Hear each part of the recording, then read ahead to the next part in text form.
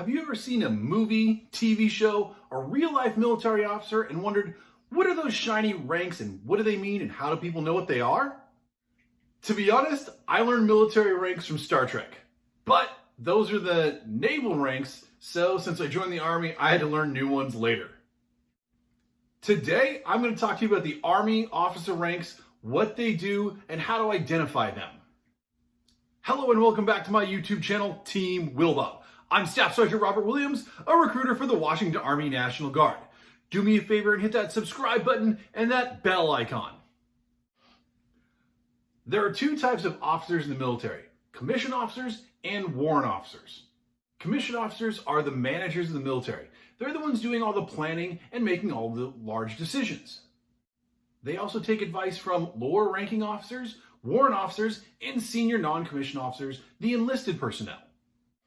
They generally have a higher level of education than enlisted personnel, but that's largely because you have to have a bachelor's degree to be a commissioned officer. Obviously, there is some overlap because I, a staff sergeant, an enlisted person, have a degree in aerospace engineering. The biggest thing that you need to know about commissioned officers is that they are ultimately in charge. Good or bad, right or wrong, whatever happens, they're the ones who are held accountable. Warrant officers are given their rank because their expertise in their field warrants it. They are the subject matter experts, and their job is to literally know stuff and advise others on their field. There are currently 10 commissioned officer ranks in the Army, Air Force, Marine Corps, and now the Space Force. The Navy and the Coast Guard use a different rank structure, but you'll have to ask them or watch Star Trek or JAG to learn that. Ranks correspond to pay grades, just like you learned in my video on enlisted rank structure, but commissioned officers, there's only one rank for every one pay grade. Pay grades for commissioned officers go from 01 to 010. Officer ranks are split into three groups: company grade, field grade, and general officers. Your company grade officers are from 01 to 03. 01 is a second lieutenant. This is your brand new officer in their first duty position. They are generally a platoon leader. They're paired with an E7 Sergeant First Class to learn the ins and outs of the function of military and to bring to the platoon the doctrine that they learned in their officer training. 02 is a first lieutenant. This is an officer who has more experience, generally at least 2 years, but is frequently still a platoon leader. They might be put into a staff duty position for a little while, and they can be an executive officer for a company, which places them second in command. 03 is captain. This is the first rank where you will find an officer who is in charge and is actually a commanding officer.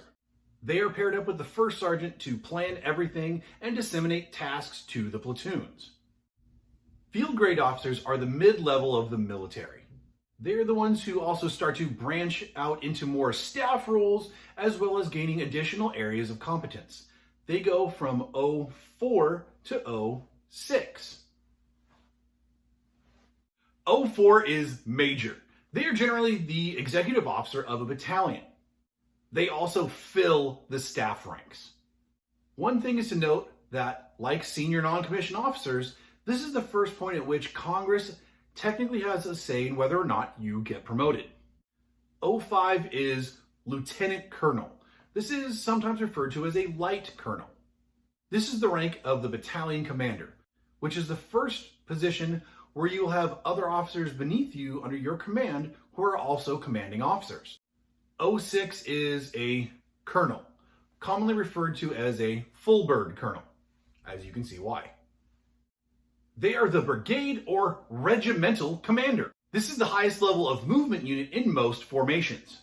Yes, brigades and regiments are in divisions, but the Army has gone to what's called a brigade combat team. These units can function fully autonomously within the theater. General officers are where the specialty or branch of a commissioned officer generally becomes moot. They command massive amounts of troops and are actually picked by Congress, or in the case of the National Guard, by the governor or in one state by a popular election. They are the pay grades of 07 to 010. 07 is a brigadier general, also called a one-star general. These general officers are generally staff duty positions or executive officers in a division, but they can also be in command of a brigade or regiment that is especially large or has units that will be spread out over a large geographical area. For the National Guard, this is the rank that is held by the commanding general of the land or air component, which is also called the A-tag or assistant tag. 08 is major general. This is generally your division commander. A division contains several brigades or regiments and has a very large purview. In the National Guard, each state has one, which is the adjutant general or tag. The tag, yes, we really say it that way, is the advisor to the governor and is in command of both the army or land and air components for the entire state. This position can be taken by either the air side or the army side and is picked by the governor, with the exception of that one state with a popular election. No, I don't remember which state that is. 09 is a lieutenant general, otherwise known as a three-star general.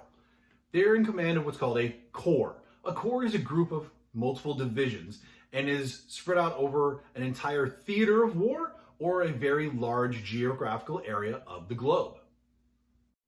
010 is general, also known as four-star general. A general is in command of one of several different things, such as an army, which is a grouping of corps or significant efforts of the United States government. For instance, the Department of Homeland Security is headed by a four-star general.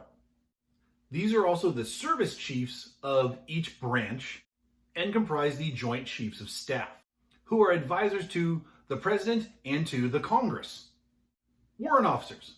Warrant officers are subject matter experts. They are also split into three categories: the company grade, the field grade, and the general officers. However, they only have 5 pay grades from W01 to CW5, and they fall directly in between the enlisted ranks and the commissioned officer ranks. W01 is Warrant Officer 1. This is their first year after being promoted and when they go to their first basic officer course. CW2 is Chief Warrant Officer 2. This is where they start to take on the title of Chief, and for command purposes are considered to have a commission. That means they can be placed in charge of certain activities. W01 and CW2 are the company grade warrants. CW3 is Chief Warrant Officer 3. You're going to see a pattern emerge here. CW4 is Chief Warrant Officer 4. CW3 and CW4 are the field grade warrants. CW5 is, you guessed it, Chief Warrant Officer 5. This is where they are considered to be analogous to a general officer and can also be a command chief warrant officer. They are advisors to colonels, generals, civilian leaders, large exercises, really anywhere someone needs a very seasoned, experienced subject matter expert.